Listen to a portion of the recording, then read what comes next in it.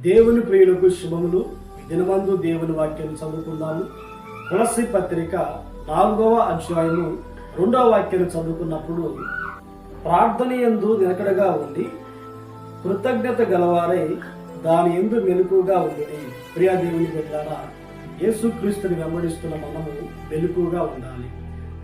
ఆత్మీయ జీవితంలో మనము మెలకు కలిగి నడిపించబడాలి. అయితే ఈ వాక్య భాగంలో మనం ఏ విషయంలో మెలకు కలిగి ఉండాలంటే, దేవుడు మన ఎడల ఉన్నతమైన కార్యాలు, గొప్ప కార్యాలు, ఊహకందన కార్యాలు, అడిగిన వాటి కంటే అత్యధికంగా దేవుడు మన పట్ల అద్భుతాలు, ఆశ్చర్యమైన కార్యాలు చేసి ఉన్నారు కనుక దేవుడు చేసిన మేలును బట్టి కృతజ్ఞత విషయంలో మనము మెలకు కలిగి ఉండాలి.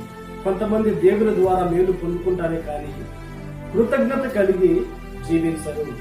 దేవుని వలన మేలు పొందిన మనము ప్రతి దినము, ప్రతి గడియ కూడా దేవుడు చేసిన మేలును బట్టి కృతజ్ఞత కలిగిన వారమై మనం బ్రతకాలి. కృతజ్ఞత విషయంలో మెలకు కలిగి మనం జీవించుకుందాం గాక. ఆమేన్, ఆమేన్.